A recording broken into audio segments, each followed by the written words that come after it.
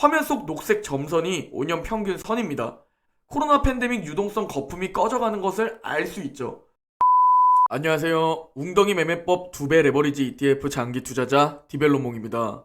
제가 요즘 조정장 때문에 영상을 빠르게 올려드리느라 잠을 줄이고 새벽부터 영상 작업을 하는데요. 오늘은 잠을 좀 푹 자느라 영상이 늦은 점 양해 바랍니다. 오늘 영상에서 전해드릴 소식은 어제 파월 의장의 증언이 있었는데요. 중요한 핵심 내용만 골라서 공유드리고 현재 조정장으로 S&P 500의 유동성 프리미엄 거품이 많이 빠진 상황입니다. 그 부분을 공유드리고 그와 함께 현재 실적 전망 대비 저평가된 우량주 탑5를 공유드리고 웅덩이 매매법 QLD, SSO, USD 현재 매수 현황에 대해 공유드리고 마지막으로 웅덩이 매매법 댓글 Q&A를 진행하고 오늘 영상 마무리하려고 합니다. 금일 미국 증시 3대 지수가 크게 반등했습니다. 다우와 S&P 500은 4일 만에 상승했고 나스닥은 하루 만에 다시 상승했는데요. 상승한 이유는 제롬 파월 연준 의장의 발언에서 3월 25bp 금리 인상을 예고했기 때문입니다.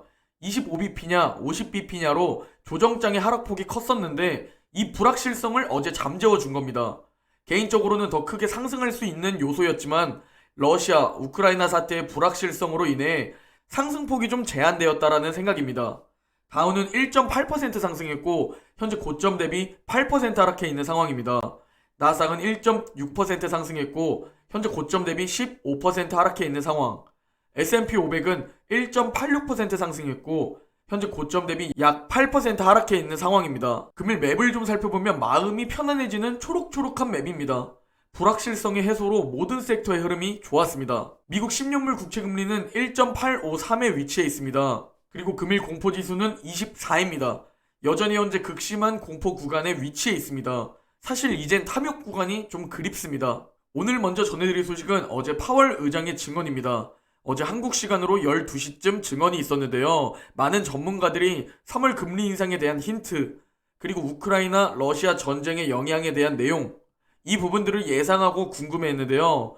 다행히 파월이 증시를 잠시 구해든 듯 합니다. 증언 핵심 내용을 살펴보면 먼저 이번 3월 FOMC에서 25bp 금리 인상이 적절하다고 말했고 그리고 기준금리 인상 이후 양적 긴축도 같이 수반될 것이라고 말했습니다. 거기에 양적 긴축은 재투자 중단 등 예측이 가능한 방법으로 진행할 것이라고도 말했습니다. 그리고 많은 분들이 또 중요하게 보던 우크라이나 러시아 전쟁이 미국 경제에 어떤 영향을 줄진 아직 불확실하다고 말했고 현재 계속 모니터링 중이라고 말했습니다. 그리고 오미크론으로 인한 경기 둔화는 일시적이라는 얘기를 하며 시장을 안심시켰습니다. 그리고 어제 ADP 고용지수가 발표되었는데요. 서프라이즈가 나왔습니다.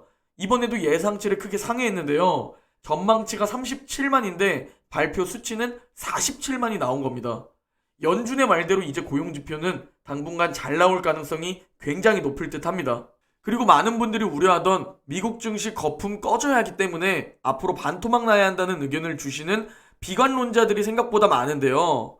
지금 현재 S&P 500 포워드 PE가 이번 조정으로 인해 2020년 5월 이후 드디어 5년 평균 미만까지 내려왔습니다.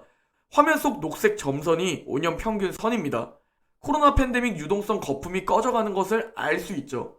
10년 평균이 16.7, 15년 그리고 20년 평균이 15.5 그리고 25년 평균이 16.5입니다.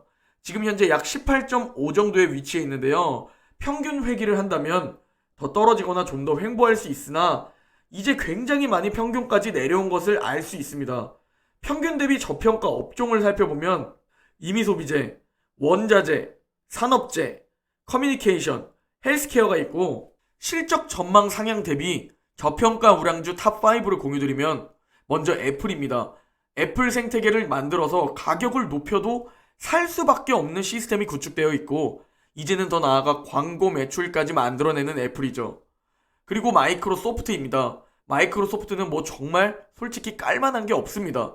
오피스 365 구독료 인상과 클라우드의 성장성은 여전하죠. 애플과 마이크로소프트의 신용 등급이 굉장히 높은 건 다들 아실 겁니다. 다음으로 테슬라입니다. 테슬라의 성장성은 제가 말 안 해도 다들 잘 아실 겁니다.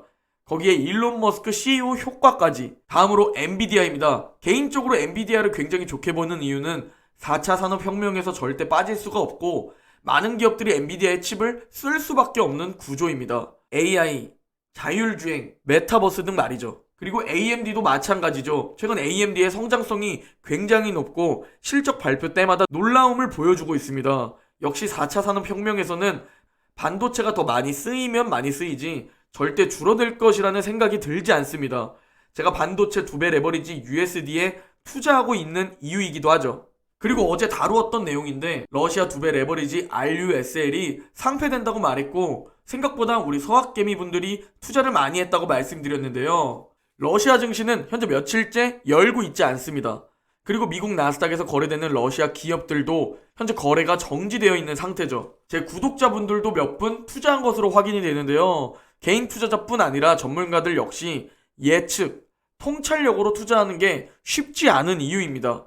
사실 기회로 볼 수 있는 부분이었지만 이 정도로 사태가 심각해질지 아무도 몰랐고 제재가 이 정도로 세게 할 것이라는 생각을 아무도 못했죠. 좋은 경험이라고 생각하시고 꼭 개인 투자자에게 가장 확률 높은 방법, 우상향 종목에 웅덩이에서 분할 매수하고 그걸 장기 투자하는 이 원칙을 가지고 그냥 소유한다는 마인드를 가지셔야 합니다. 그리고 2일 예정이었던 2차 회담이 오늘 3일에 열린다고 합니다. 이미 러시아 대표단은 도착해 있고 우크라이나 대표단 도착이 늦어지면서 3일로 연기되었는데요. 왠지 항상 늦게 오는 일명 푸틴 타임을 그대로 이용하는 것 같기도 하는 느낌입니다. 2차 회담 장소는 소련 해체를 합의한 벨라베실 숲이라고 합니다. 1차 회담 때 5시간 동안 협상을 했지만 사실 양측의 의견이 너무도 달랐는데요. 우크라이나는 돈바스, 크림반도를 포함한 우크라이나 영토 내에서 러시아의 즉각 철군을 요구했고 러시아는 우크라이나 무장 해제, 나토 가입 불가, 중립국화를 요구한 것으로 알려졌습니다. 이래서 많은 전문가들은 2차 회담이지만 결과를 똑같을 것으로 예상한다고 합니다. 길어지는 전쟁 속에서 전 세계가 이제 인터넷을 통해 실시간으로 전황을 알 수 있는 시대가 되었는데요. 현재 러시아군의 사기 저하, 전 세계 여론, 러시아 내 반전 시위, 전 세계 제재가 강해지면서 러시아가 이 길어지는 전쟁 속에서 이걸 버티는 게 강할지 아니면 러시아군이 잠시 정비를 하고 강하게 포격 및 진격을 할 것으로 예상되는데 이 포격을 우크라이나가 버티는 게 강할지 가장 좋은 시나리오는 부디 러시아가 제재에 못 이겨서 3일 2차 회담에서 우크라이나의 의견을 수용하길 바라봅니다. 자, 이제 웅덩이 매매법 QLD, SSO, USD 현재 매수 현황에 대해 설명드리려고 합니다. 먼저 나스닥 2배 레버리지 QLD 일봉 차트입니다. QLD도 4차 매수 타이밍이 시작되었고 어제까지 5일차 매수를 완료했습니다.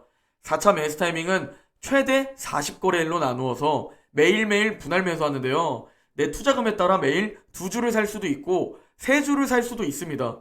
현금이 부족하다면 한 주씩 40거래일까지 아니더라도 한 주씩 최대한 오래 매일매일 매수하시면 됩니다. 다음은 S&P 500 2배 레버리지 SSO 일봉 차트입니다. SSO도 QLD와 마찬가지로 이제 4차 매수 타이밍 5일차까지 매수 완료했습니다. 4차 매수 타이밍은 최대 40거래일로 나누어서 매일매일 오르나 내리나 분할 매수하시면 됩니다. 다음은 반도체 2배 레버리지 USD 일봉 차트입니다. USD는 이미 4차 매수 타이밍 매수 중이었습니다. 어제까지 벌써 23일차 매수를 완료했습니다. 4차 매수 타이밍은 최대 40거래일로 나누어서 오르나 내리나 매일매일 분할 매수하시면 됩니다. 오늘의 댓글 Q&A는 굉장히 좋은 투자 마인드를 공유 드리려고 합니다. 먼저 JSB님의 댓글입니다.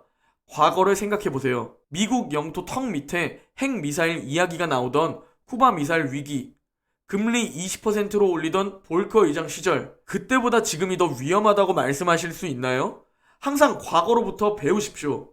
악재는 항상 커 보이지만 이 또한 지나갑니다. 라고 댓글 주셨습니다. 항상 조정장이 올 땐 이번만큼은 다르다 라는 얘기들이 나옵니다. 하지만 100년 이상의 미국 증시는 여태까지 우상향을 보여왔습니다.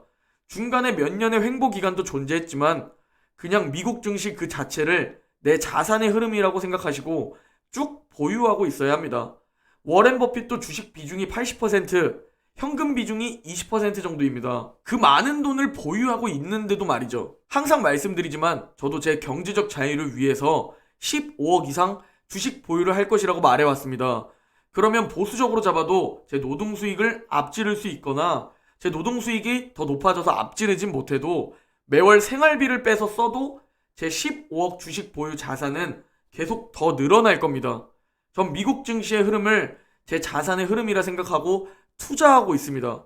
그리고 10년 횡보하거나 10년 전고점을 못 깨면 그건 역시 제 자산의 흐름이라고 생각합니다. 앞으로 목돈 쓸 때 빼곤 계속 매도 없이 보유할 생각이거든요. 그래서 오를 땐 즐기고 웅덩이 매매법 매수 타이밍마다 줍줍하고 있습니다. 그리고 제 자산은 계속 늘어나고 있죠. 트레이더가 아닌 진정한 투자 마인드를 가지려면 수익금, 수익률을 보는 것도 중요하지만 자신의 총 자산을 보는 게 중요합니다. 내가 매월 열심히 일해서 계속 투자하고 그게 쌓이다 보면 어느 순간 알아서 수익금과 수익률은 늘어나 있을 겁니다. 나스닥은 신고가를 갱신해 줄 거고 S&P 500 역시 마찬가지입니다.